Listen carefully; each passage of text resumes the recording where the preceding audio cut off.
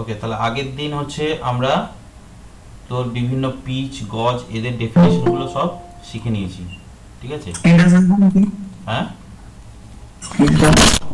ও স্ক্রিনটা শেয়ার করবি তার মিনিট।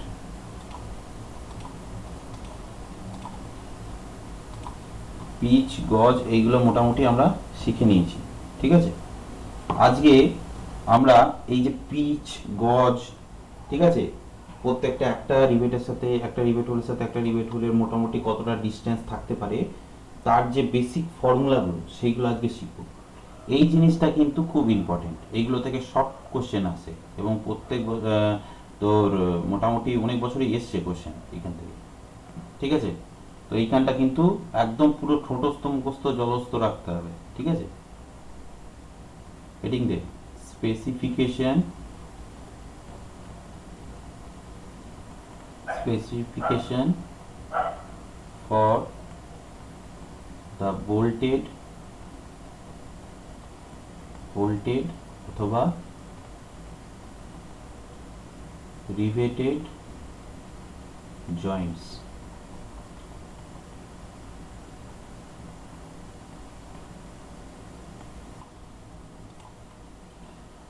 তো ফার্স্টে দেখ, আমরা পিচ সম্পর্কে আমাদের কনসেপ্ট ক্লিয়ার হয়েছে, ঠিক আছে? গজ সম্পর্কেও কনসেপ্ট ক্লিয়ার হয়েছে। এবার এই যে পিচ কতটা হবে, মিনিমাম গজ কতটা হবে, তার সম্পর্কে কয়েকটা আমাদের বৈশিষ্ট্য লিখতে হবে। মিনিমাম যে পিচ, মিনিমাম পিচ ডিস্টেন্স,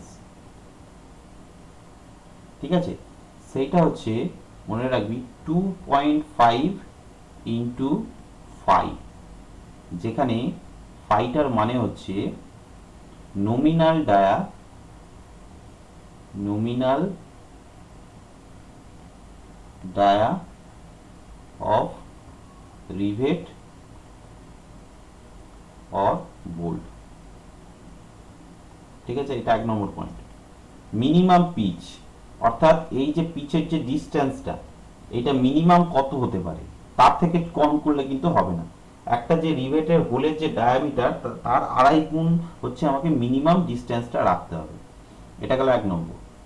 2 নম্বর লেখ, 2 নম্বর লেখ মিনিমাম,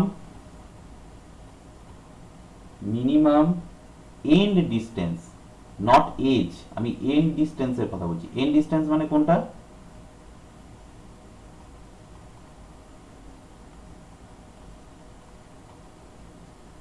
কোনটা বলেছিলাম এন্ড ডিস্টেন্স? এখানে বল আমাকে এন্ড ডিস্টেন্স কোনটা? দুটো ডিস্টেন্স আছে, এইটা একটা আর এইটা একটা। কোনটাকে এন্ড কোনটাকে এজ বলে? এটা এটা হচ্ছে এন্ড, এটা হচ্ছে এজ, ঠিক আছে? তা দুটোর ক্ষেত্রেই আমি বলছি, লিখে রাখ minimum end distance and edge distance, edge distance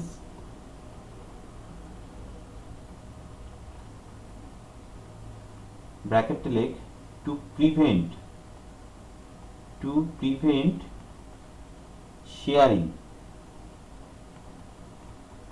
two prevent shearing, splitting,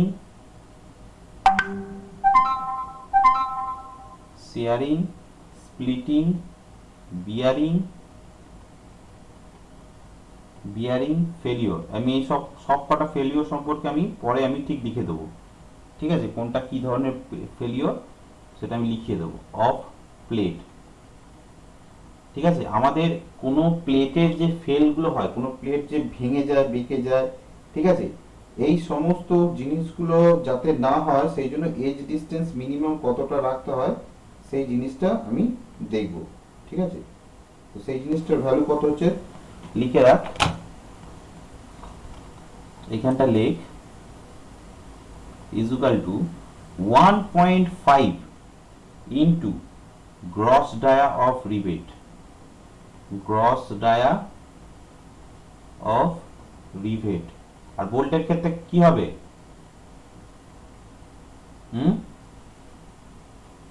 বোল্টের ক্ষেত্রে কি বলেছিলাম? গ্রস ডায়া নমিনাল ডায়াটা অলমোস্ট একই হয়, তাই তো? তাহলে গ্রস ডায়া অফ রিভেট, এটা ব্র্যাকেটে লিখে রাখ, for machine cut element, for machine cut elements. যদি আমরা মেশিন দিয়ে কাটি হোলগুলোকে, তো তার ক্ষেত্রে হচ্ছে যে রিভেটের যে হোল ডায়ামিটারটা হবে তার 1.5 গুণ হচ্ছে ডিস্টেন্সটা আমাকে রাখতে হবে। অর্থাৎ কি, আমার যে এই যে রিভেটের হোলটা আছে এর থেকে 1.5 গুণ ডিস্টেন্স কিন্তু আমাকে এর এজ ডিস্টেন্সটা রাখতে হবে, সেটা মিনিমাম। আর একটা আছে, আর একটা হচ্ছে 1.7 into gross dia of rivet ব্র্যাকেটে লেখ ফর হ্যান্ড কাট এলিমেন্টস। ঠিক আছে, যদি হাতুড়ি দিয়ে যে ভেঙে ভেঙে যে হোলগুলো করা হয় সেরকম যদি করা হয় তাহলে সেক্ষেত্রে কিন্তু এই ডিস্টেন্সটা 1.7 রাখতে হবে। ঠিক আছে, এটা গেল। এবার 3 নম্বর পয়েন্টে লেখ, 3 নম্বরের লেখ ম্যাক্সিমাম পিচ কত রাখবো। Maximum pitch of rivets, maximum pitch of rivets in compression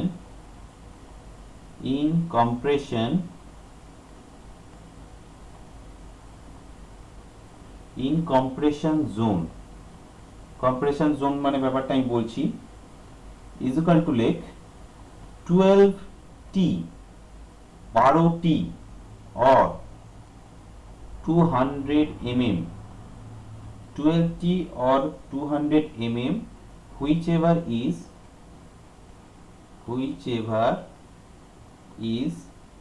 less, যেটা সবচেয়ে কম হবে। এখানটা ব্র্যাকেটে লিখে রাখ এটা কেন করা হয় ম্যাক্সিমামটা, to prevent buckling of plate between rivets. এবার কম্প্রেশন জোন মানেটা কি বোঝাই আমি। ঠিক আছে, কম্প্রেশন জোন মানে হচ্ছে, ধর এখানে হচ্ছে আমার একটা রিভেটেড সিস্টেম দেয়া আছে,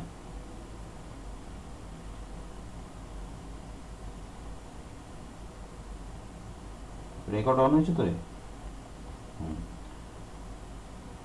তো এই হচ্ছে আমার দুটো প্লেটকে পরপর উপর উপর বসানো হয়েছে। তো আমার এইখানে হচ্ছে ধর রিভেটগুলো প্লেস করা আছে।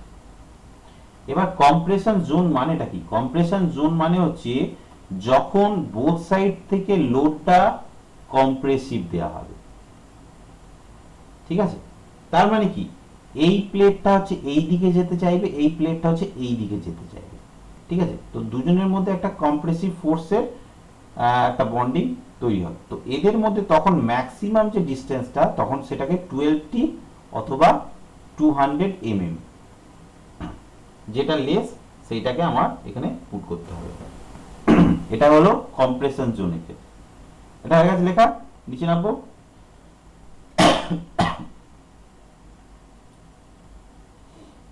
এই টার্মগুলো কিন্তু খুব ভালো করে মনে রাখবি। আমি নিচে নামছি, 1.5 ক্রস ডায়া 1.7, আর এইখানে হচ্ছে আমাদের 2.5। এই টার্মগুলো কিন্তু খুব খুব ইম্পর্টেন্ট। এটা কথা হলো 3 নম্বর। এবার 4 নম্বরে লেখ, 4 নম্বরে লেখ 4 নম্বরে লেখ maximum pitch of rivet, maximum pitch of rivets in tension zone। Tension জোনটা তাহলে এবার বুঝতে পারছিস নিশ্চয়ই কি হবে। কম্প্রেশন জোন মানে কি, কম্প্রেসিভ, টেনশন মানে লোডটা টেনসাইল ফোর্স দিচ্ছে।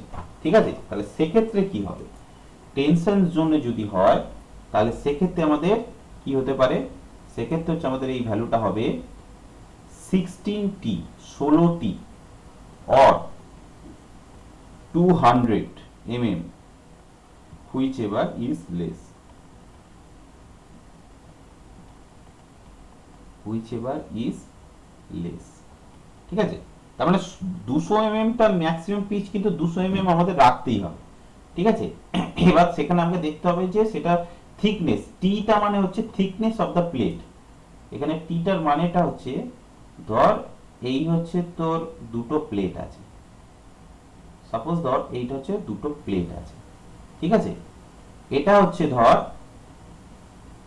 T1, ভালো করে এইখানটা ভালো করে বুঝ, এটা হচ্ছে ধর T1, এটা আলাদা করে দিই, এটা ধর T1 আছে, আর এইটার থিকনেস হচ্ছে আমাদের T2, ঠিক আছে।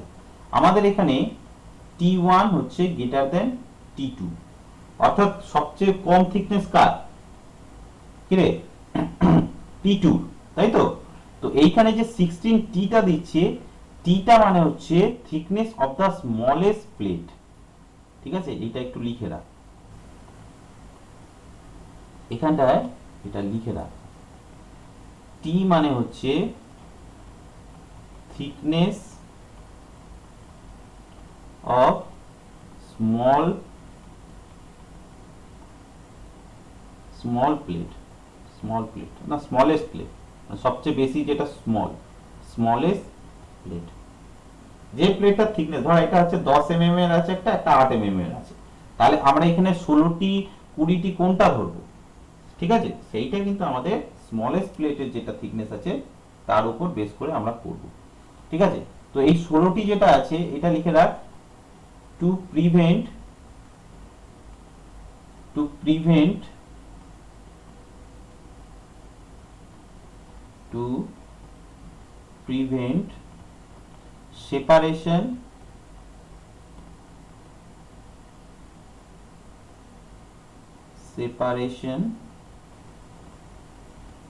to prevent separation of plates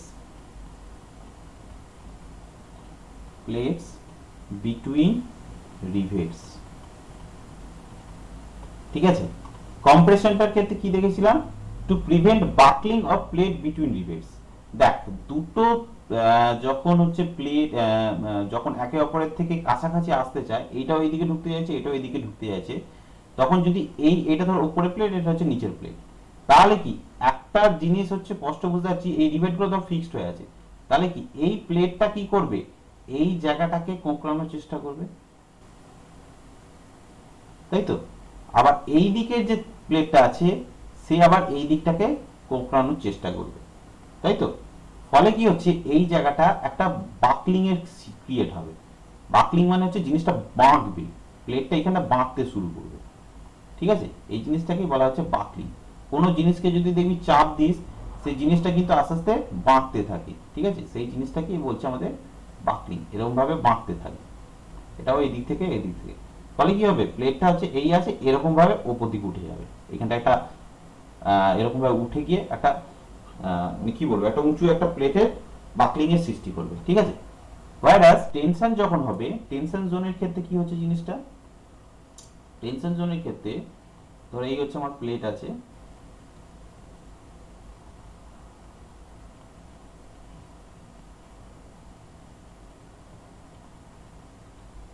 এই হচ্ছে আমার প্লেট আছে, আর এইগুলো হচ্ছে আমার ধর রিভেট। যখন টেনসাইল ফোর্স দিচ্ছি আমরা, মানে হচ্ছে জিনিসটা বাইরের দিকে বেরিয়ে যাচ্ছে, তাই তো। তাহলে কি হচ্ছে দেখ, ফোর্সটা হচ্ছে এই দিকে আসবে, এর ফোর্সটা এই দিকে আসবে। যখন জিনিসটা বাইরের দিকে বেরিয়ে যেতে চাইবে, তখন কি এদের মাঝে একটা ক্র্যাক ধরবে, তাই তো।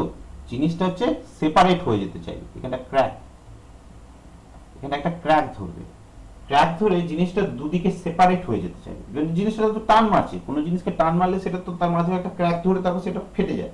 আর কোনো জিনিসকে যদি দু সাইড থেকে যদি ঠেলিস, ঠেললে কি হবে, জিনিসটা এরকম উঁচু হয়ে যাবে না। এই জিনিসটাই হচ্ছে ঠিক নেচারটা এরকম ভাবে দেখায়। ব্যাপারটা ক্লিয়ার হয়েছে সবাই,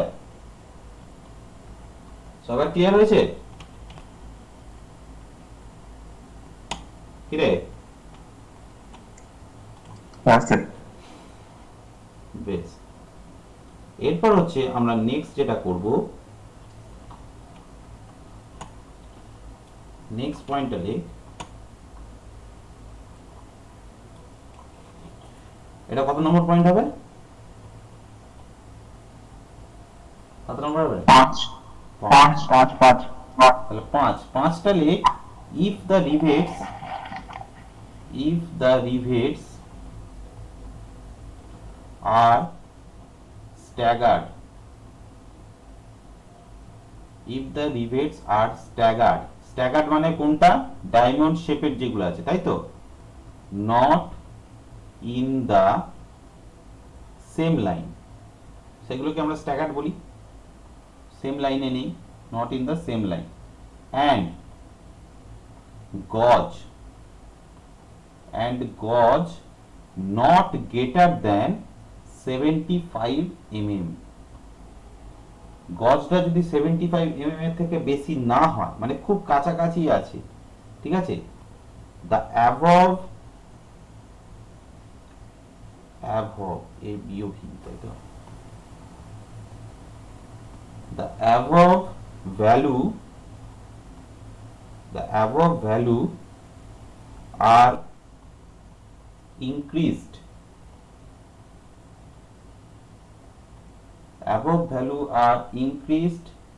by 50%, এটা আলাদা কালিতে লিখে দাও, 50%।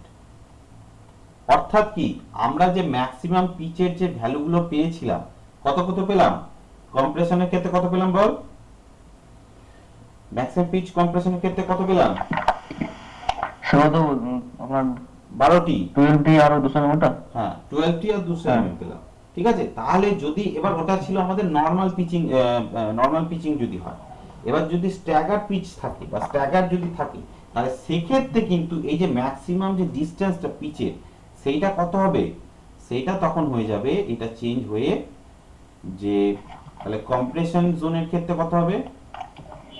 কম্প্রেশন জোন কমা দিয়ে ম্যাক্সিমাম মানে 50% বেড়ে যাবে, যেটা ছিল সেটা 50% বেড়ে যাবে। কম্প্রেশন জোনের ক্ষেত্রে তাহলে কত হবে? 12টি ছিল, 12 50% বাড়ালে কত হয়ে যায়? সেটা 18টি হয়ে যাবে। 18টি, অথবা 200 ছিল, 250 বাড়ালে কত হচ্ছে? 300 mm হয়ে গেল। 300, ঠিক আছে? which is less। আর টেনশন জোনের ক্ষেত্রে কত হবে? টেনশন জোন ম্যাক্সিমাম পিচ কত হবে বল? স্যার হুইচ ইজ লেস করতে মানে কোনটা স্যার? হুইচ ইজ লেস মানে 18টি অথবা 300 mm, দুটোর মধ্যে যে ভ্যালুটা কম আছে, তার কম। ধর থিকনেস আছে আমার 10 mm, আচ্ছা আচ্ছা, ঠিক আছে? একটা সবচেয়ে স্মলেস্ট থিকনেস আছে 10 mm, তাহলে 18টি মানে কত? 180, আর এখানে 300, কোনটা কম? 180টা। তখন তো আমরা কি 18টিটাই ধরবো আমরা, ঠিক আছে? Maximum pitch. তা টেনশন জোনের ক্ষেত্রে ম্যাক্সিমাম পিচ কত হবে বল? ওটা স্যার আর 16টি ছিল, 16টি দিলে 50% করতে হবে স্যার। 24 আর কত হচ্ছে? 24টি অথবা এটাও 300 mm, আর 300 which is, স্যার এগুলো একটা শর্টকাট एग्जांपल অঙ্ক করে দিলে ভালো করতে এখানে দেব সব দেব আমি, কনসেপ্টটা ভালো ক্লিয়ার। ঠিক আছে? এটা হয়ে গেল। আমি সবকটারই অঙ্ক করবো, আগে থিওরিটা পড়ে নে, তারপরে সবকটারই অঙ্ক করাবো। তো 5 নম্বর পর্যন্ত আমাদের হয়ে গেল। যে ম্যাক্সিমাম প্রথমে শিখলাম কি? মিনিমাম পিচ শিখলাম। মিনিমাম না, সবার প্রথম পয়েন্টে কি শিখলাম? মিনিমাম পিচ কত হবে? মিনিমাম পিচ 2.5 ডি বা 5, তাই তো? 5 মানে কি, নমিনাল না গজ? নমিনাল ডায়া, ঠিক আছে। দ্বিতীয় নম্বরটা কি শিখলাম? রিবেট অথবা ভোল্টেজ নমিনাল ডায়া। তৃতীয়টা কি শিখলাম? মিনিমাম এন ডিসটেন্স আর এইচ ডিসটেন্সের মিনিমাম ভ্যালুটা। ওটা কত বলেছি? 1.5 অথবা 1.7। 1.5 হলে 1.5 হলো গ্রস ডায়া। হ্যাঁ, 1.5 হচ্ছে মেশিন কাটে যদি হয়, আর হচ্ছে 1.7 হচ্ছে যদি হ্যান্ড কাটে হয়, তাই তো? হ্যান্ড কাট, মেশিন কাট ব্যাপারটা কি স্যার? হ্যাঁ, মেশিন কাট মানে মেশিন মানে রোবোটিক মেশিনে আমি যদি হোলগুলো করি, সেটা তো বুঝতে পারছি, কিন্তু অ্যাকচুয়ালি এখানে স্যার কাট ব্যাপারটা কি আছে? আরে কাট মানে কি, তোর এই যে ডিসটেন্সটা প্লেটগুলো আছে, ধর এই প্লেট আছে, ঠিক আছে? এবার এই প্লেটটাকে তুই ফুটো করছিস, ঠিক আছে? মেশিন দিয়ে দেখবি, মেশিনের এরকম টুল থাকে, সেইগুলো দিয়ে এরকম ঘুরে ঘুরে হোলটা করে, আবার যে তোদের যে গিলের যে মিস্ত্রিগুলো আছে তারা দেখবি হাতুড়ি দিয়ে ঠুকে ঠুকে এখানে দিয়ে হোল করে, এরকম একটা পাথরে এরকম হোলগুলো কি স্যার? হ্যাঁ হোলগুলোকে, ঠিক আছে। আচ্ছা আচ্ছা, ওখানে গ্রস ঠিক ডায়াগ্রাম আছে, তো ওই বুঝে জন্য গেছি। বলেছে, গ্রস ডায়া মানে কি, হোল ডায়াটা কি তো গ্রস ডায়া বলে, তাই না? হুম। ঠিক আছে, 6 নম্বরে লেখ, 5 নম্বর হয়ে গেল, এবার হচ্ছে 6 নম্বর। 6 নম্বরটা একটা রিভেটের একটা পোর্শনের সম্পর্কে লিখবো, যেটার নাম হচ্ছে লেখ ট্যাক রিভেট। ট্যাক রিভেট, ঠিক আছে, আগে এটা লিখে নে, তারপর আমি বোঝাচ্ছি। তো ট্যাক রিভেটে লেখ, these these are the rivets, these are the rivets used to used to make used to make two structural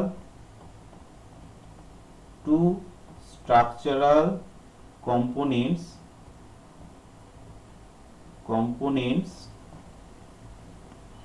act as a acts as a sorry acts নয়, দুটো যেহেতু বলেছি act হবে, sorry, act as a single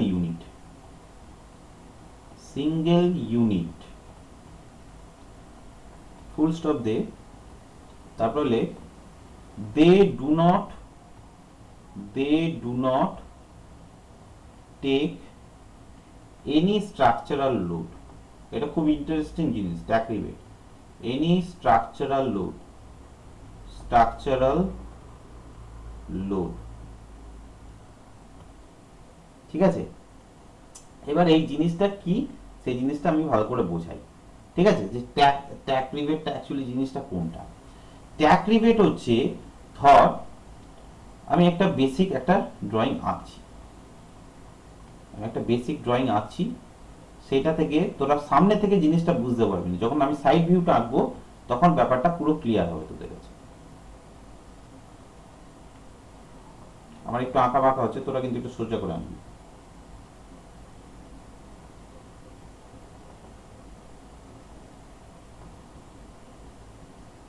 এটা ধর একটা আমার গাছের প্লেট আছে,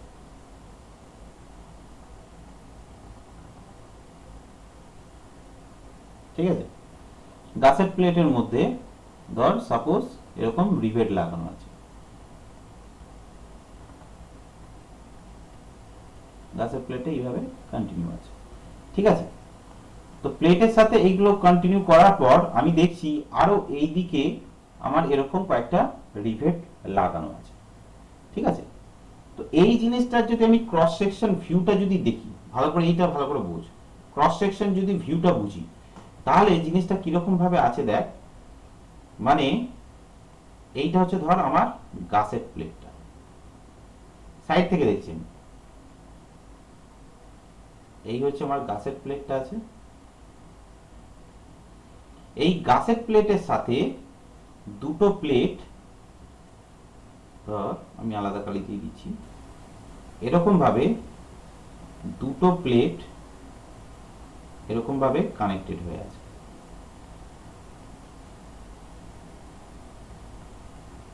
এইটা একটা, এই সাইজের এইটা একটা, মানে এই যে সামনে থেকে যে ডায়াগ্রামটা দেখালাম সেটা যদি আমি সাইড থেকে দেখি তাহলে সেটা কিরকম দেখাবে সেই জিনিসটা আমি বোঝাচ্ছি, এই হয়ে আছে, ঠিক আছে। এবার এদের যে রিভেট গুলো আছে সেই রিভেট গুলো তো মোটামুটি আমরা দেখতেই পেলাম, এইটা একটা জয়েন্টে আছে, না এটা আলাদা করে দিই,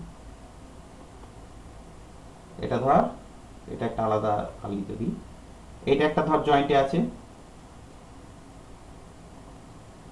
এই একটা রিভেট করা আছে, এখানে একটা জয়েন্ট করে এখানটা একটা রিভেট করা আছে, আর হচ্ছে এখানটা একটা জয়েন্ট করে এখানটা একটা রিভেট করা আছে, ঠিক আছে। এই যে দুটো রিভেট, এই দুটো রিভেট কিন্তু কোনো লোড ট্রান্সফার করছে না, দেখ গাছের প্লেট থেকে এই প্লেটগুলোতে কিন্তু লোড ট্রান্সফার হচ্ছে, কিন্তু এই দুটো রিভেটের মেইন কাজ কি, এই যে দুটো প্লেট, এই দুটো প্লেটকে যা শুধু আটকে রাখা, জিনিসটা বোঝাতে পারলাম? লোড যা আছে সেই লোডটা কিন্তু এই দিক দিয়ে বেরিয়ে যাচ্ছে, এইখান দিয়ে বেরিয়ে যাচ্ছে, এখান দিয়ে বেরিয়ে যাচ্ছে। যা লোডটা আসছে এইখান থেকে লোড এসে এই দুদিকে ভাগ হয়, এইটা দুটো দিয়ে বেরিয়ে যাচ্ছে। তার মানে কি এই দুটো লোডের সাথে কি এই তিনটে রিভেট কিন্তু ডাইরেক্ট কানেক্টেড আছে, কিন্তু এই দুটো রিভেট কি করছে, দুটো রিভেট এই দুটো হচ্ছে এই দুটো প্লেটকে শুধু আটকে রাখছে। এই জিনিসটাকে আমরা বলি ট্যাক রিভেট। ঠিক আছে, তো এইগুলো পরপর লিখে রাখ। এটাকে বলে গাসেট প্লেট, এটাকে বলে গাসেট প্লেট। ঠিক আছে, এবার হচ্ছে এইটা হচ্ছে তোর লেগ। আমাদের যে রিভেট গুলো হচ্ছে তোর লোড ক্যারি করে সেই রিভেট গুলোকে বলা হয় স্ট্রাকচারাল স্ট্রাকচারাল রিভেটস। ঠিক আছে, এরা হচ্ছে ব্র্যাকেটে লিখে রাখ ট্রান্সফার লোড, ট্রান্সফার লোড। ঠিক আছে, তাহলে স্ট্রাকচারাল রিভেট কোনগুলো, এইটা একটা, আবার হচ্ছে এই দিকগুলো, এগুলোকে বলা হয় স্ট্রাকচারাল রিভেট। ঠিক আছে, আর এই যে রিভেট গুলো আছে এইগুলোকে আমরা কি বলবো, ট্যাক রিভেট, ট্যাক রিভেটস। এইটা এইটা এগুলোকে আমরা বলবো ট্যাক রিভেটস। ঠিক আছে,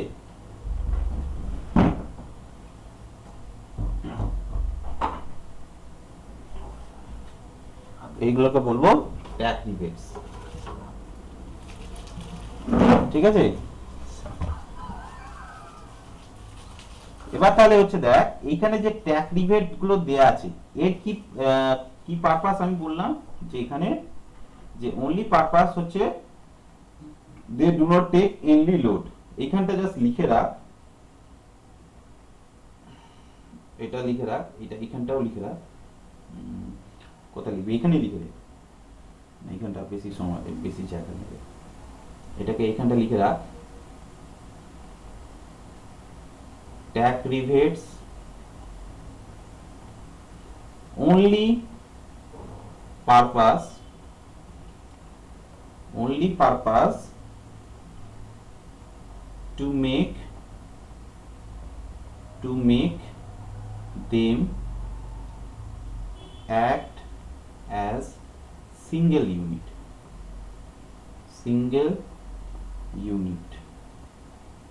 comma দিয়ে they do not take any load। এরকম কোশ্চেন আসতে পারে যে কোন রিভেট হচ্ছে লোড কোনো কিছু নেয় না।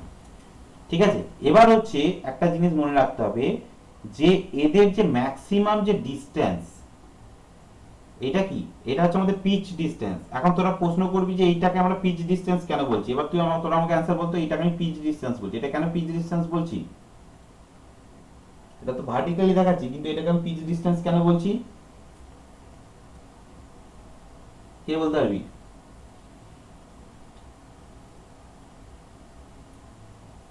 কিরে,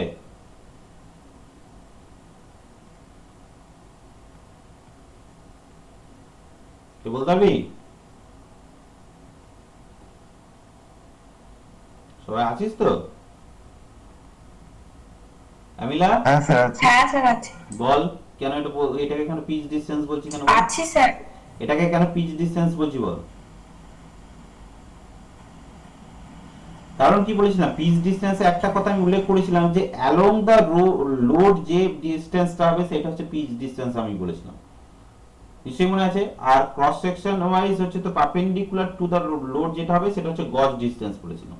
আমরা আগে যে ডিসটেন্স গুলো দেখাচ্ছিলাম সেগুলো প্রত্যেকটা ছিল হচ্ছে তোর অ্যালং দা লোড। ঠিক আছে, সেগুলো হচ্ছে তোর অ্যালং দা লোড ছিল। তো এইখানে দেখ এই যে ডিসটেন্সটা ম্যাক্সিমাম পিচ যে ডিসটেন্সটা, এটা আমি লিখে দেবো। ঠিক আছে, এটা লোড করে লিখে দেবো, যা শুধু ছবিতে লিখে রাখ। এই যে ম্যাক্সিমাম পিচ ডিসটেন্সটা হচ্ছে not greater than 32t or 300 which is less,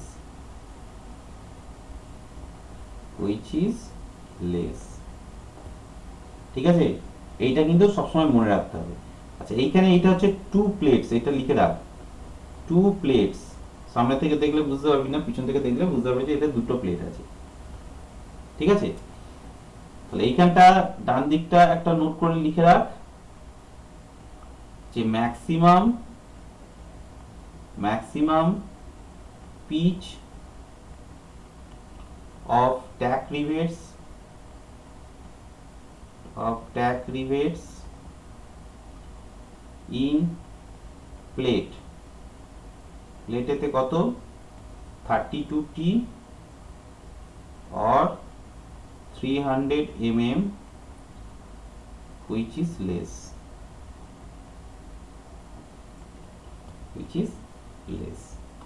ঠিক আছে। এবার ট্যাক রিবেট কিরকম হয় আমি একটা দেখাই ছবি, ভালো করে দেখ।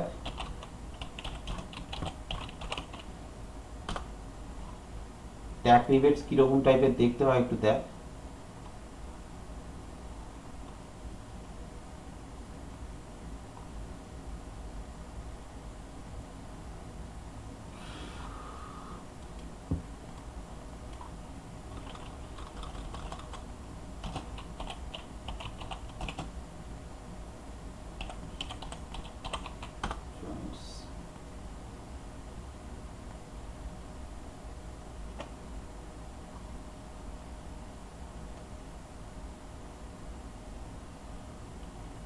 এই জিনিসটা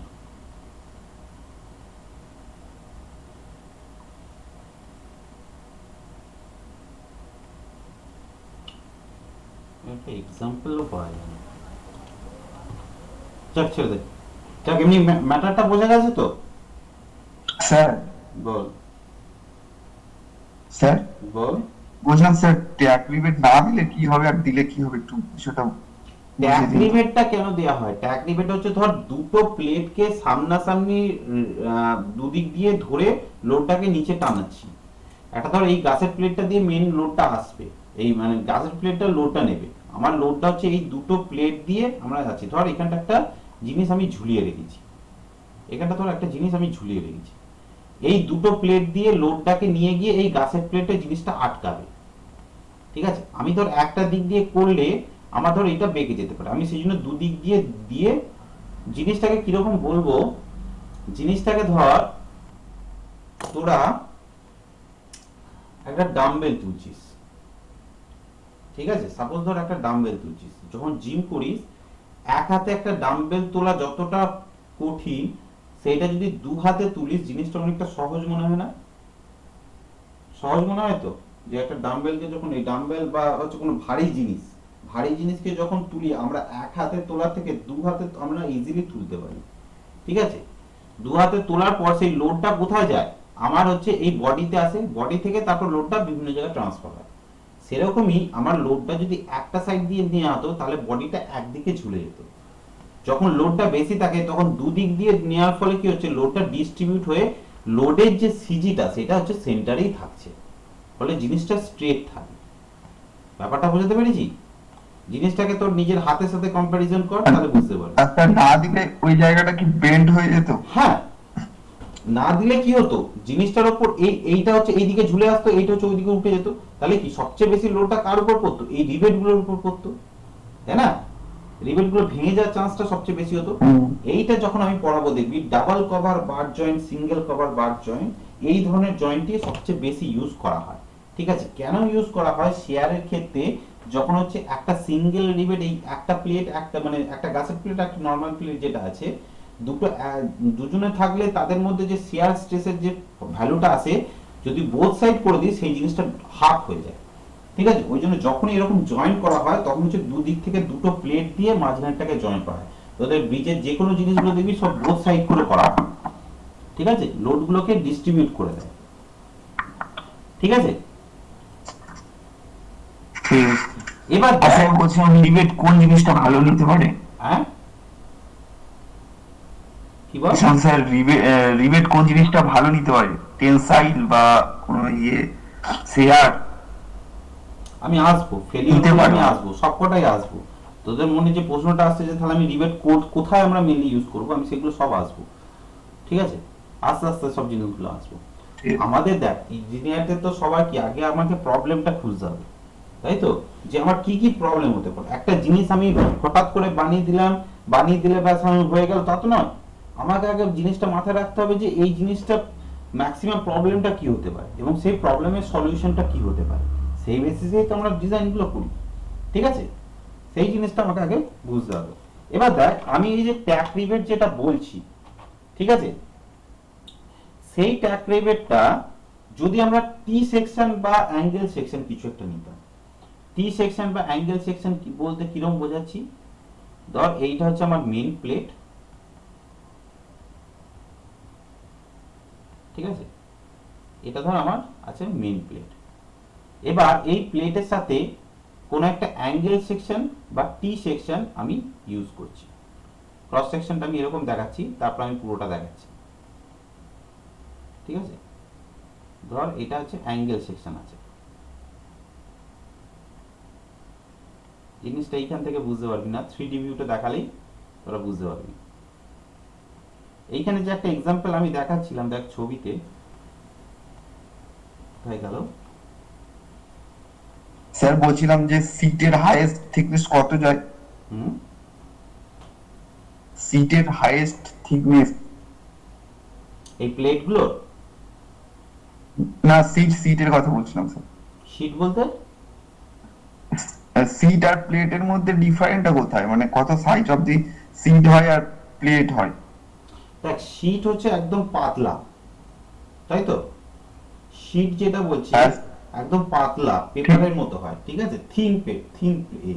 আর প্লেটটা হচ্ছে একটা মিনিমাম থিকনেস। প্লেটের যে থিকনেস সেটা হচ্ছে তোর 6 mm হয়, ঠিক আছে। 6 mm এর থেকে যদি নিচে হয়ে যায় সেগুলোকে আমরা প্লেট হিসেবে কাউন্টেড করি না। সেকেন্ডারি প্লেট হচ্ছে সেটা 5 mm পর্যন্ত নিই, কিন্তু তার থেকে কমে গেলে সেগুলোকে আর কাউন্টেড করি না। ঠিক আছে, আমি যে জিনিসটা তোদেরকে বোঝাতে চাইছি, এই ধরনের যদি সেকশন হয়, ঠিক আছে, এই ধরনের যদি সেকশন হয়, একে আমরা বলবো অ্যাঙ্গেল সেকশন বা টি সেকশন। ঠিক আছে, এই জিনিসটাকে আমি বোঝাতে চাইছিলাম।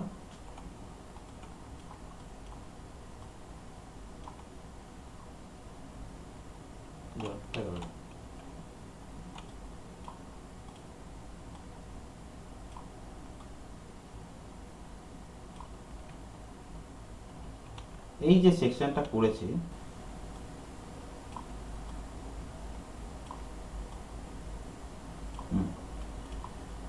এইখানে দেখ এই যে সেকশনটা করেছে, দুটো এরকম ভাবে সেকশন দিয়েছে। এইখানে দেখ এর পরেও কয়েকটা রিভেট আছে। এই রিভেটটা হচ্ছে গাছের প্লেটের সাথে কানেক্টেড আছে, কিন্তু এই প্লেটগুলো আমরা দেখতে পাচ্ছি এই দুটো অ্যাঙ্গেল সেকশনকে কানেক্টেড করেছে। এগুলো হচ্ছে ট্যাগ রিভেট বলা হয়েছে।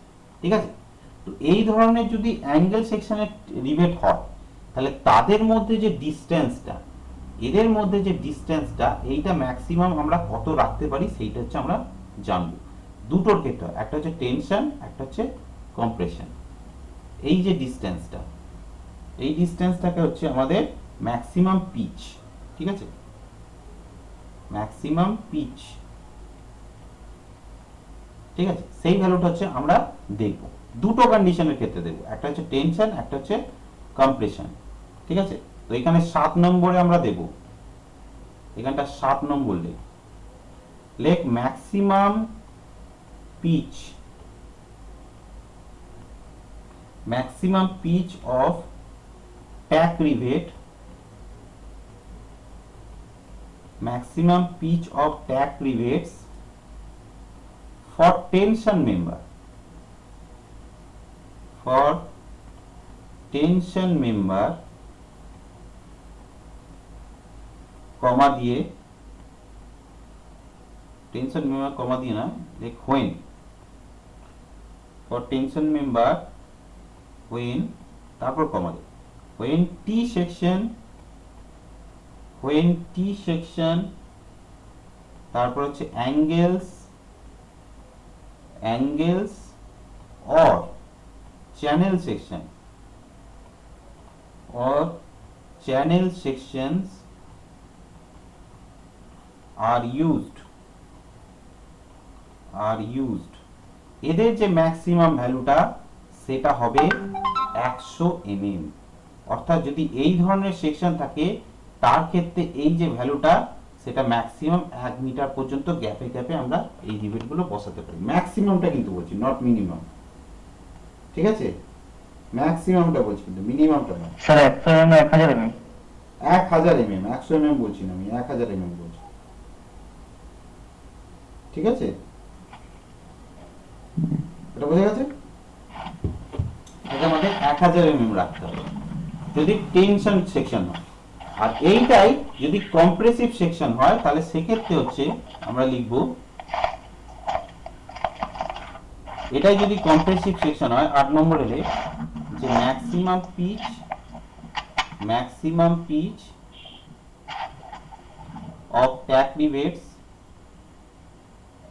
of tack rivets for compression zone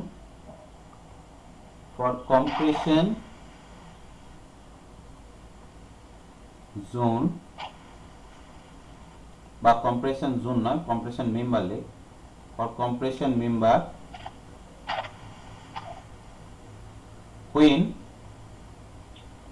when T section comma দিয়ে angles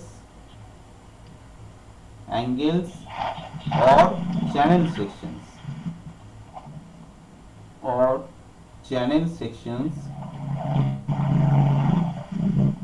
are used, তখন হচ্ছে কম্প্রেশনের ক্ষেত্রে এই ভ্যালুটাকে ধরা হয় 600 mm।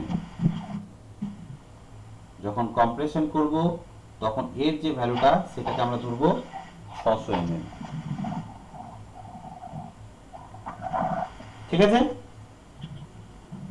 এটা ক্লিয়ার সবাই? আর অডিও আছে অঙ্ক? ঠিক আছে, 9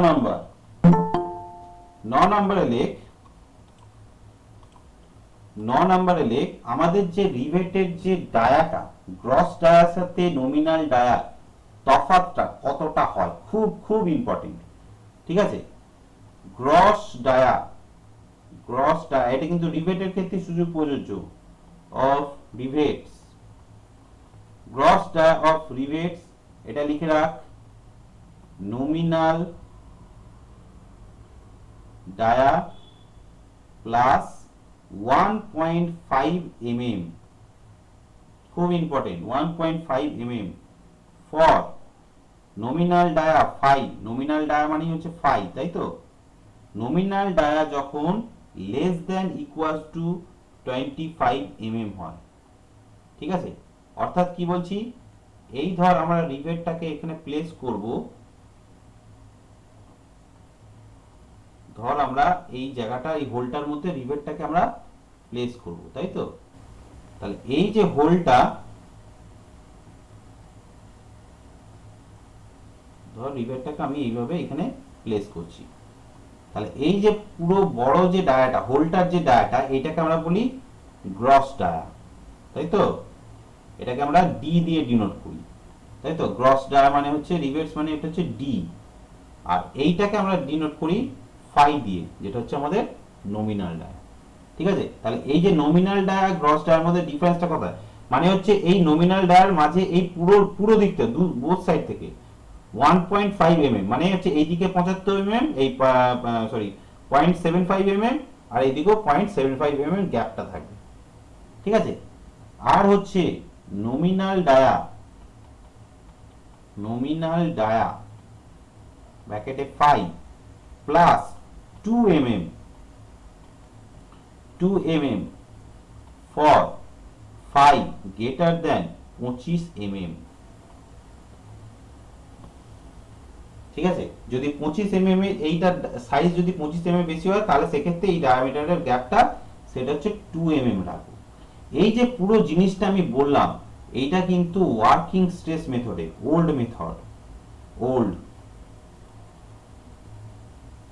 মেথডে, ওল্ড কোডে বলা আছে, বা ওল্ড কোডে লিখে রাখ। নিউ কোডে কিন্তু এই ভ্যালুগুলো চেঞ্জ আছে। নিউ কোড তোদের এখন জানার দরকার নেই, এখন ওল্ড কোডের উপর বেস করেই কর।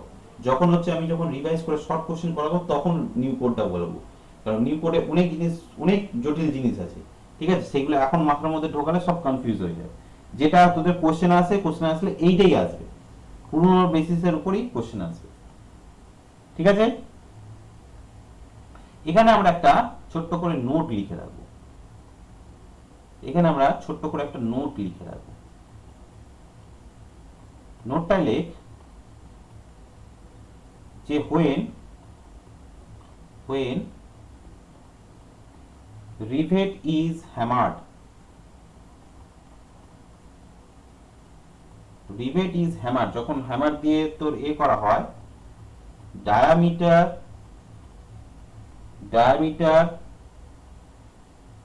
bulges, মানে হচ্ছে ইনক্রিজ করে, ডায়ামিটারটা কি হয়, ইনক্রিজ করে। যখন রিভেটকে হাতুড়ি দিয়ে যখন করবো, হ্যান্ডমেড দিয়ে যখন, মেশিন মেড না, যখন হ্যান্ডমেড দিয়ে হাতুড়ি দিয়ে যখন ঠুকে ঠুকে গর্তটা করবো, তখন কিন্তু এই ডায়ামিটারটা বেশি যায়। ফুল স্টপ দিয়ে টু অ্যাকোমোডেট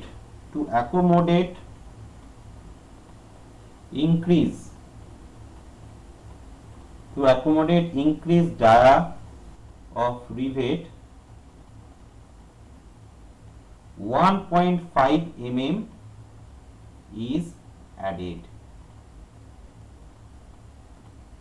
ঠিক আছে, আমাদের যে যখন গর্তটা করা হয় তখন হচ্ছে আমাদের ওর সাইজ বেড়ে যায়, সেই জিনিসটাকে অ্যাকোমোডেট করার জন্য রিভেটের যে ডায়াটা, ধর আমি 12 mm এর ডায়া নিয়েছি, তখন সেটাকে 1.5 mm এক্সট্রা অ্যাডেড ডায়া আমাকে নিতে হবে, মানে 13.5 mm এর ডায়া আমাকে এক্সট্রা ধরে নিতে হবে। ঠিক আছে, এই হচ্ছে আমাদের বেসিক রুল গেল। লাস্ট যেটা বলবো 10 নম্বর, প্রত্যেকটা পয়েন্ট কিন্তু খুব ভাইটাল, প্রত্যেকটা পয়েন্ট কিন্তু মনে রাখতে হবে। লিখে রাখ, the nominal dia of rivet, the nominal dia of rivet, nominal dia of rivet used for a plate, is found from, এই যে নমিনাল ডায়াটা, যে কোনো প্লেটের ক্ষেত্রে কত সাইজের ডায়ার রিভেট আমরা ইউজ করব, ধর আমার 12 mm থিকনেসের একটা প্লেট আছে, ওখানে আমি কত mm সাইজের রিভেট আমরা ইউজ করব, সেইটা হচ্ছে একটা ফর্মুলা আছে, সেটাকে ফর্মুলাটাকে বলে আনউইন্স ফর্মুলা। ঠিক আছে, এই যে নমিনাল ডায়ামিটারটা, সেটা হচ্ছে এই ফর্মুলা থেকে আমরা পেতে পারি। খুব ইম্পর্টেন্ট ফর্মুলা, মুখস্থ রাখতে হবে। phi is equal to 6.04 square root of t, phi is equal to 6.04 square root of t, খুব ইম্পর্টেন্ট ফর্মুলা, এটাকে বলা হয় আনউইন্স ফর্মুলা। ঠিক আছে, এটা হচ্ছে এক ধরনের এম্পিরিক্যাল ফর্মুলা, মানে থিওরিটিক্যাল নয়, ম্যাথমেটিক্যাল এক্সপ্রেশন উপর বেস করে, এম্পিরিক্যাল ফর্মুলা। ঠিক আছে, এটা এক ধরনের এম্পিরিক্যাল ফর্মুলা। এখানে টি যেটা বলছে সেটা হচ্ছে থিকনেস অফ থিনার, সবচেয়ে পাতলা যেটা থিনার প্লেট ইন mm।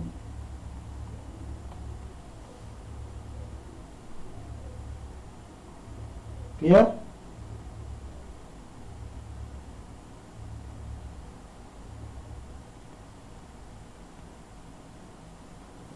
সবাই ক্লিয়ার রে?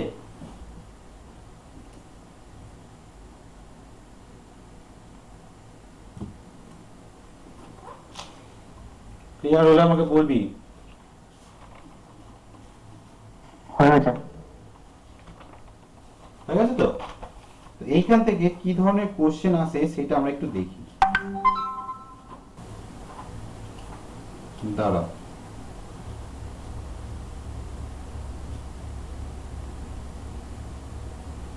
তোদের কাছে এর গুপ্তার বইটা আছে সবার কাছে?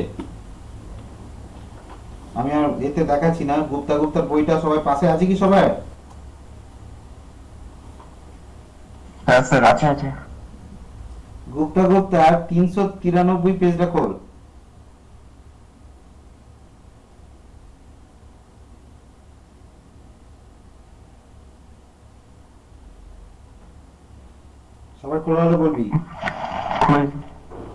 393 পেজের 11 নম্বর কোশ্চেনটা পড়তো।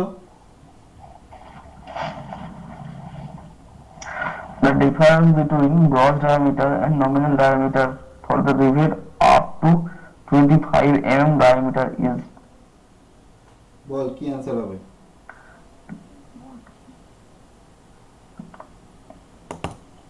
কি অ্যান্সার হবে বল? so the 25 কি মানে difference between gross diameter 25 mm diameter up to তার মানে হচ্ছে 1.5 mm। বল বলে যা। হ্যাঁ এটা 1.5 mm হলো। যদি 25 এর উপরে হতো তাহলে 2 হতো। তারপরে নেক্সট কোশ্চেন হচ্ছে তোর বল 13 নম্বর কোশ্চেনটা বল। If the thickness of plate to be connected by rivet is 16 mm, then suitable size of rivet as per unknown formula ওই 6.04 root t লাগাতে হবে। t thickness টা দিয়ে যে 16 তো আমার 4 গুণ হবে 24 সামথিং হবে 24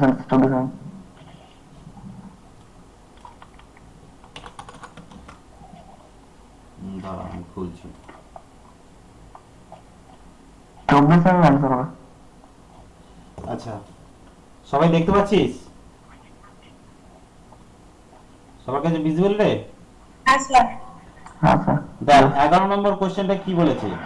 the difference between gross dia আর নমিনাল ডায়া রিভেট পেন, যদি পেন্সিল থাকে পেন্সিলে বার কর। 1.5 mm হয় কত?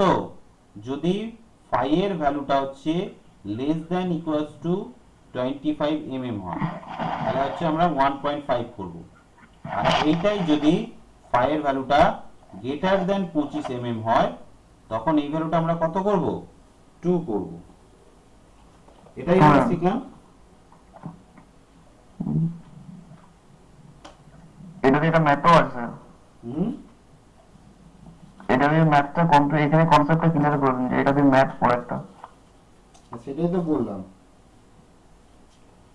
মানে এটা তো স্যার এটা জাস্ট ওটা এটা দিয়েছে বেসিকটা দিয়েছে। এখানে অনেক সময় জিজ্ঞেস করবে যে ওটা কতটা মানে মাইনাস করে কতটা হবে সেরকম টাইপের একটা কোশ্চেন দেখুন। দিচ্ছি দাঁড়া আমি দেখাচ্ছি।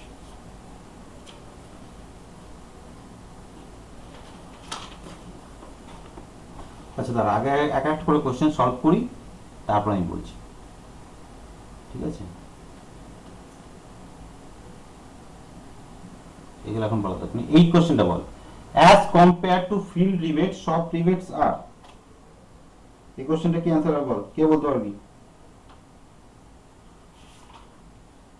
পুরবি?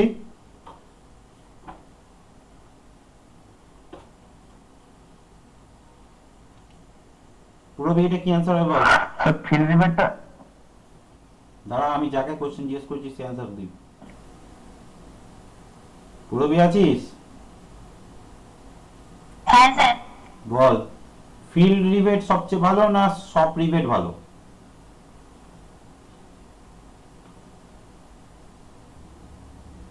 কারখানার মধ্যে যে রিভেটটা তৈরি করব, কারখানার মধ্যে যে রিভেটটা তৈরি করব সেইটা সবচেয়ে ভালো হবে না ফিল্ডে যে রিভেটটা হচ্ছে আমরা রিভেটিং করব সেইটা ভালো হবে?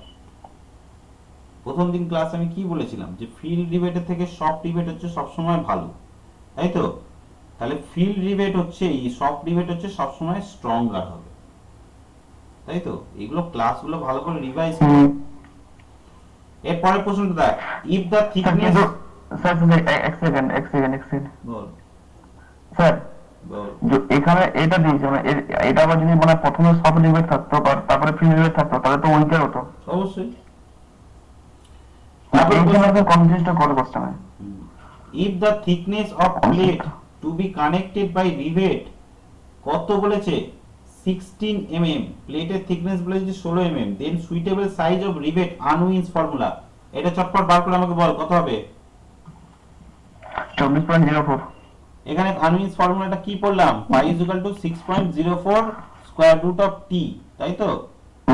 তাহলে আমি এখন আপাতত pi is equal to 6 direct 6 ধরলাম। তার মানে কি 6 ইনটু 16, তার মানে কত? 6 ইনটু 4 6 24 mm। কিরে পুরোপুরি ক্লিয়ার? হ্যাঁ স্যার। শিল্পা হ্যাঁ স্যার দিয়ে। প্রশ্নগুলো ভালো করে উত্তর কর, প্র্যাকটিস কর, নাহলে আর হবে না। আচ্ছা, ফেলিওর পড়াইনি, এইটা বল। Minimum pitch of rivet shall not be less than, minimum pitch rivet কত হতে হবে? শিল্পা বল এটা, দাঁড়া তুই চুপ কর, শিল্পা বল।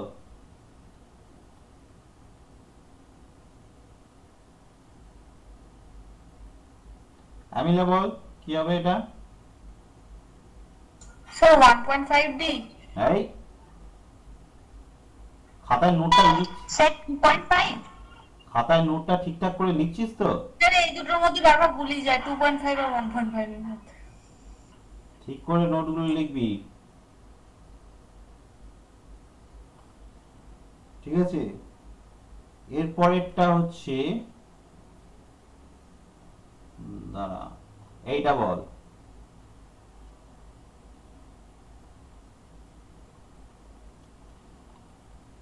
এইটা বলার দরকার নেই।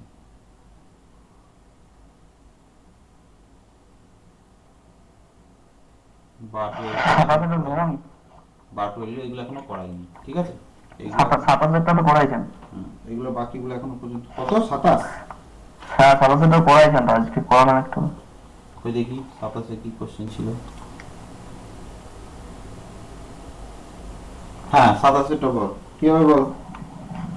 দাঁড়া তুই চুপ করে থাক, বাকিটা বল।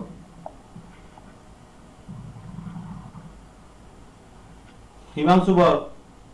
এ হবে, এ হবে sir. Maximum pitch rivets in compression. আর কম্প্রেশনে এ কি করে বলছিস? কম্প্রেশনে তো 12T হয়। ঠিক তো? হ্যাঁ স্যার।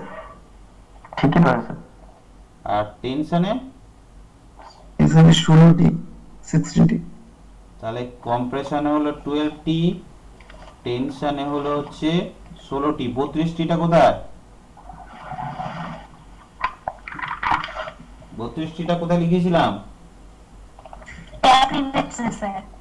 হ্যাঁ tack rivet sir. Tack rivet. 24Tটা কোথায় লেখানো হয়েছিল? 50% ইনক্রিজ করলে। ওটা কিসে ছিল? ওটা স্যার জিএসটা কাটে। স্ট্যাগার্ড। স্ট্যাগার্ড, তাই তো? তাহলে এটা হচ্ছে স্ট্যাগার্ডের টেনশনে ছিল, তাই তো? একটা কোশ্চেন থেকে সব কটা কোশ্চেনেরই অ্যান্সার কিন্তু হয়ে যাচ্ছে, ঠিক আছে? এইভাবে কিন্তু জিনিসগুলোকে বারবার মনে রাখতে হবে। বেশ, এইখান থেকে মোটামুটি কয়েকটা কোশ্চেন হলো, বাকিগুলো আবার আস্তে আস্তে করতে করতে জিনিসগুলো শিখবো। স্যার 22 করাইছে, 22 এফেক্টিভ লেন্থটা। এফেক্টিভ লেন্থ এখনো পড়াইনি, এ তো ওয়েল তো এখনো পর্যন্ত পড়াইনি এফেক্টিভ লেন্থ, ঠিক আছে? তো এইখান পর্যন্ত জিনিসগুলো কিন্তু ভালো করে দেখবি। যারা হচ্ছে তোর গেটের এ আছে তোদের গেটের বইগুলো থেকে দেখবি, এগুলো থেকে দেখবি প্রচুর কোশ্চেন আছে। এর পরের দিন হচ্ছে আমি জয়েন্ট গুলো সম্পর্কে খুব শেখাবো। ল্যাব জয়েন্ট কাকে বলে, বার্ড জয়েন্ট কাকে বলে, সিঙ্গেল কভার কাকে বলে, ডাবল কভার কাকে বলে, ঠিক আছে? তারপর হচ্ছে রিবেটের যে ফেলিওরটা হয়, রিবেটে কি কি ফেলিওর হয়, ঠিক আছে? এইটা শিখবো। তারপর হচ্ছে তোর স্ট্রেংথ, রিবেটের স্ট্রেংথ যেটা, এই অডিওটাও কর, স্ট্রেংথ যেটা সেটা আমরা কিভাবে মাপি সেই জিনিসটা আমরা শিখবো, ঠিক আছে? এইগুলো মোটামুটি পড়ে নিতে পারলে আমাদের পুরো রিবেট কমপ্লিট হয়ে যাবে, রিবেট আর বোলটা কমপ্লিট হয়ে যাবে। তারপর হচ্ছে আমরা আসবো ওয়েলডে, ঠিক আছে? একটু স্টিল সহজে সবার কিন্তু পছন্দ লাগে না, অনেক অনেক জিনিস আছে স্টিলের মধ্যে, সেই জন্য দেখবি সহজে অনেকের পছন্দ নয় সাবজেক্টটা। প্রচুর ফর্মুলা, প্রচুর জিনিস আছে যেগুলো মাথার মধ্যে রাখতে হয়, ঠিক আছে? সম্ভব হয় না সবার মাথায় রাখা, কিন্তু যেভাবে আমি নোটটা লিখিয়ে দিচ্ছি এই নোটটাকে কিন্তু গুছিয়ে যদি তোরা ফলো করতে পারিস, তোদের কিন্তু আর বাকি কোনো কিছু তোদের দরকার হবে না। কিন্তু নোটটাকে আমি বারবার বলেছি যে নোট কিন্তু একদম গুছিয়ে গুছিয়ে লিখবি, ঠিক আছে?